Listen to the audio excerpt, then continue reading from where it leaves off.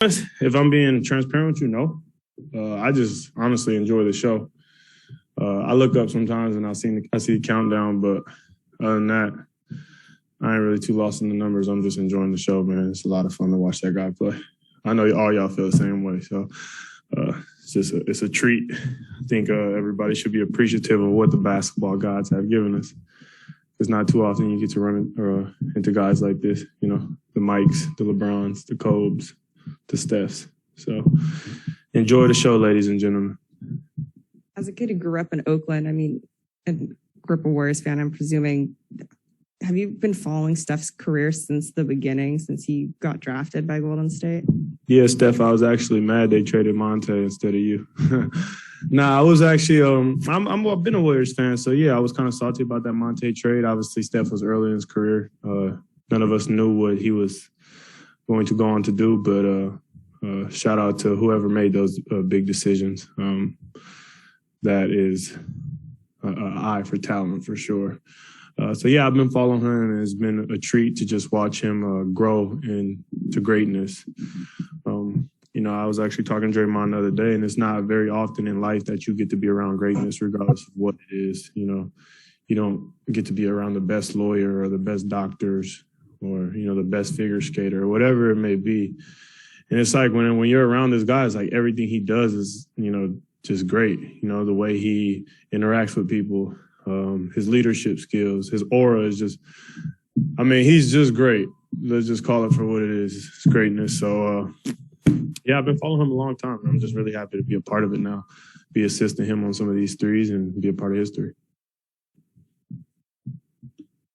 Jordan, how have you seen the dynamic between Jordan, kind of this rising young player, and like all the veterans you guys have on the team, and kind of that dynamic at play? I think it's good balance. I think everybody wants to see him be great. Everybody wants to help him. And everybody's open to that. You see so many times in life, whether it's in the office, whether it's any type of occupation where there's it's kind of like crabs in a bucket, But on this team, you have none of that. It's like everybody's just super supportive of one another. I'm sorry. The camaraderie is great, and I think that's helping Jordan a lot. Obviously, with the absence of Clay right now, he has the opportunity to show his greatness, and I've been a big fan of him since he came into this league. I always said I think he was going to be really good. He has a pro package. His basketball bag is very deep. So it's the NBA. It's the best league in the world. There's men here. This young man is 22 years old, figuring himself out, growing into his body and all that stuff. So, it takes time to develop, and I think we're watching. I don't want to say a superstar or anything like that, but I think we have a really, really good player in the making, and it's kind of like, with the whole thing with Steph, just, kind of like appreciate, what it is, good basketball. And so I'm appreciative of I respect the game. So I like watching stuff like that, especially I'm 28 years old now, man, almost 29, been around this game a long time. So to watch a young man just kind of like blossom and, grow into what he can, has the potential to be is really exciting. And he's a good friend of mine. I've known him for a very long time. He's from Milwaukee. He used to come to Marquette games. It's crazy, right? How the world comes full circle. But I'm super excited for him, man. You mentioned kind of the camaraderie of the team. That does not mean it doesn't come without arguments on the court and like heated moments.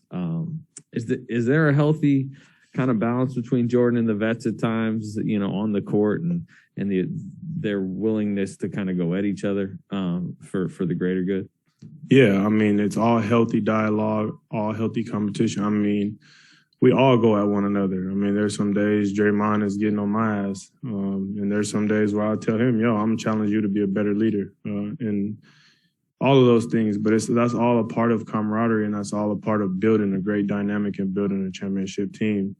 No team, what's the saying? A calm sea never made for a skillful sailor, right? And so, there's going to be stuff like that, but it's just a matter of how you process it and how you hash things out, how you move forward. And, with the dynamic on our team, we got a bunch of guys who are like good at this, really good. Championships, Hall of Fame, caliber guys, Finals MVP. You don't get to play with those type of guys every day, and so us as newer guys, myself 3 years in the league, younger guys, Jordan Poole, Jonathan, Moses, we all have respect for those guys. And there's an understanding that these are our vets, these are our leaders. And it's kind of like, and not in a disrespectful way, but when these guys are talking, you shut up and you listen because these guys know what they're talking about. These guys know what they're doing. And not only that, we have love and respect for these guys because they show us love and respect. We got a great group of leaders, man. They take care of us. They're always looking out, always dropping knowledge on us. And, not even just basketball, life. So it's a hell of a team, man. I'm lucky to be a part of a team like this. When it comes to Jonathan and Moses, you're talking about the leadership that they have and the caliber of players that they get to play with yourself, Steph, Draymond, Clay, all these guys. But then what's the benefit of having that? But then also having an environment like Santa Cruz where they can go down there, play extended minutes that they're not going to get up here, and kind of have that two-pronged development plan, because most lottery picks are not in that situation where they're going to play with an MVP and then also get to go play 30 minutes in the G League. Yeah, I always look back on life and, regardless if it's on the floor or off the floor or not, sometimes I catch myself saying, man, I wish I knew then what I know now. And a lot of things in life are more, it's more about your mental capacity, how expansive your thinking is, what your knowledge is and what you know and how you apply it to those things. Yeah, the basketball game is very physical, but the majority of it is mental. And so I think just them being allowed to, or being in a situation where they can soak up that knowledge and be around greatness, but then go down to Santa Cruz and get those reps. Because I've always believed no matter how much you work on your game, one thing you can't simulate is gameplay. And so they can go down and get those reps and apply that knowledge, to that. So I think they're very lucky to be in a situation like this. I'm going to say it again, it's not every day you get to be around greatness. And so, I think they're in a really good situation. I played in Santa Cruz. I will go on record and saying I think Santa Cruz is the best G League organization in the whole G League, from the top to the bottom, the staff, the support, the location. I think it's just a healthy environment to grow. I think I had the most progress in that amount of time, in a 2-year amount of time. I think I had the most progress in Santa Cruz in my entire life, on the floor, off the floor, just being a professional and all those things. And not only do they have, a good group of guys here and vets here, but they got, James, AV, Seth, all those guys down in Santa Cruz. And those are great guys. I learned a lot from AV and James, and Seth as well. I spent a lot of time with him. So I think they're in a really good situation to, grow. Juan, how you doing? I'm well, thank you. In your years playing with Steph, or even remembering watching him as you were growing up and playing in East Oakland, is there one particular three-pointer that sticks out to you among all the rest? There's two that stick out to me, honestly. The first one is the one he hit against OKC, just because I think everybody in the world knew he was going to hit that shot. I think the thing with Steph is, like, in those type of situations and he has the ball, like, you kind of expect it to go in. So that's one that really sticks out. And then obviously the one in Boston where I cracked my head open.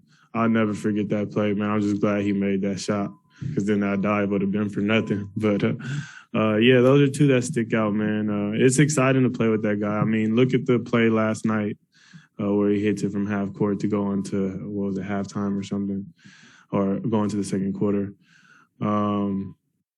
Like I said, when Steph's open for a three, you kind of just expect it to go in, and that's the exciting part of playing with him. What is his demeanor like these days as he's approaching the record, or even just the vibe in the locker room? Is there any sense of the significance of the upcoming record? I'm sure there is internally. I'm sure there is maybe at home, but he's the epitome of a great leader. Like, he's not fazed by the highs or the lows. He's positive, but he's never just too excited. He never talks about himself. He never makes any situation about himself. It's always team first. And so I think he's the epitome of a great leader. It's never about him. You might not be surprised anymore about those in-game deep threes you expect him to go in, but what about some of those trick warm-up shots that he does? I mean, from hitting from like the stand tunnel thing to I saw the video on like Instagram of him bouncing it and it going in, and then all of you guys like freaking out. Did those surprise you? Just the fun shots that he has? They don't surprise me anymore. Because like I said, it's kind of like you kind of expect this guy to make all these shots, but he's just a marksman. Like, I feel like if you gave him a bow and arrow, like he's going to hit the mark just because he's literally a marksman. It's kind of like, man, how you make these shots? And I ask him all the time. I ask him some dumb questions sometimes, but they're just kind of like, dude, like, I just want to know, like, I asked him before, like, what do you look at when you're shooting? You know, I want to know because that's the luxury you have of playing with a guy who's really good at what he does. I can ask him these kind of simple questions like, yo, so then I can start looking at that and try to, you know, make shots. I ain't surprised, but it's fun though, and it's still fun to see. I'm not bored with it at all. I don't think anybody is. But that's the fun part. He keeps it exciting. It's a treat to, you know, be able to play with him, but even for, you know, fans and spectators to be able to watch. I just urge everybody to just really enjoy, you know, what we have, because you probably won't ever get another Steph Curry. Maybe, you know, kids are, you know, the game's changing and kids are trying to be like him, but I mean, the fact of the matter is this type of talent is once in a generation. So I just sit back, I appreciate it, and just, you don't know when it's going to end. You know, I could be traded. He could retire. Who knows? You know, X, Y, Z, you know, you never know what's going to happen. And so I just enjoy every moment that I get to play with greatness. All right, let's do one on Zoom for Roz. Go ahead, Roz from ESPN. Thanks, Raymond. Hey, Juan, how you doing? Good. How you doing? Good. I wanted to ask about the depth of the team and what do you think, what aspect of your team's depth, like, do you think makes you guys most dangerous? Well, I think we're really deep. I think we're one of the deepest teams in the NBA. I'm sorry, was that the end of your question? Yes, it was. Okay.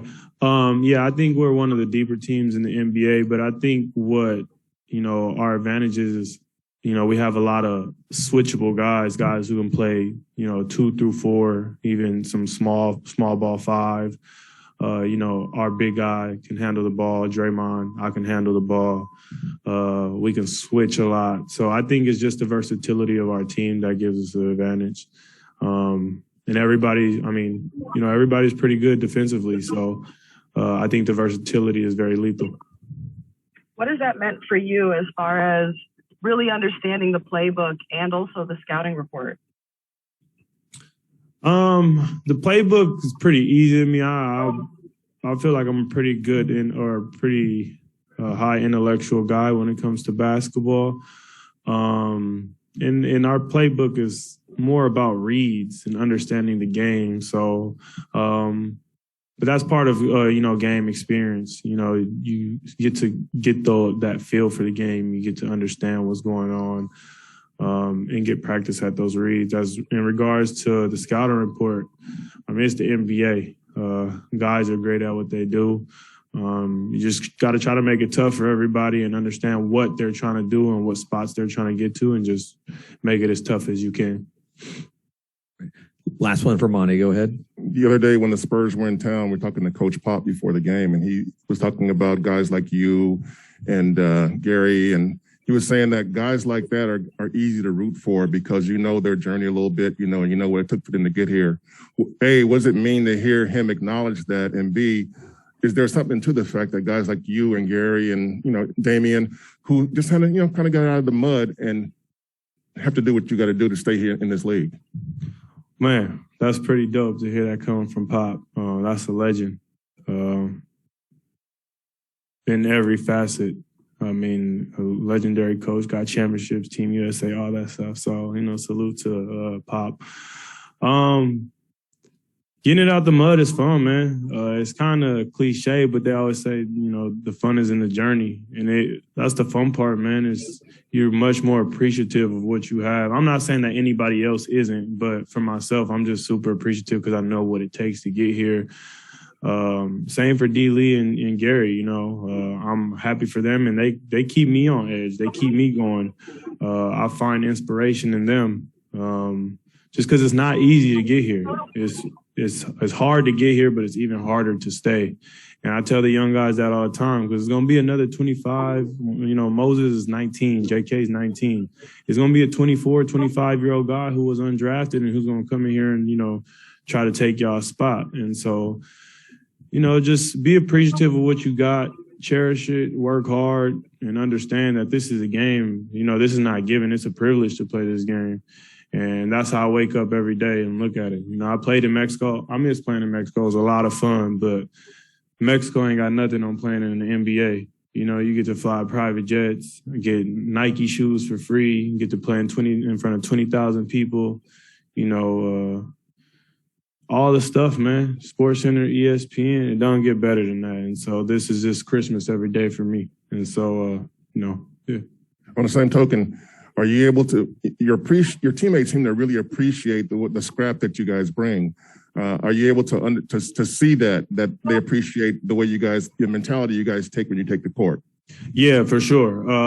You know, the guys, sometimes I hear them talking about it in the media. Sometimes they tell me, and that makes me more confident and comfortable in who I am as a person and as a player. You know, when you're in the G League, the fact of the matter is you probably ain't gonna come up to the league and be a superstar. If that was the case, then you would have got drafted out of college or at 19 or whatever. And so, but there's a lot of guys in the G League who can help teams. I mean, Dame, GP, myself, Alex Caruso, like we're good examples of that. There's a lot of talented players down there. And so I am who I am. I do what I do. And I know what I can bring to a team. And I'm confident in that. And it's good. It's gratifying to see my teammates and my coaches be appreciative of that as well. You know, it's fun to have the opportunity to come in and change games. And that's what I hang my hat on is just, you know, trying to be a game changer, being a winner. At the end of the day, when I retire, I don't care how many points I scored or whatever. I want people to say Juan Toscano Anderson was a winner. That's my ultimate goal, to get a championship and to be known as a winner. And so that's what the G League taught me, man. Just be gritty, grind, and be a winner. Great. Thanks. I'll come on here in just a second.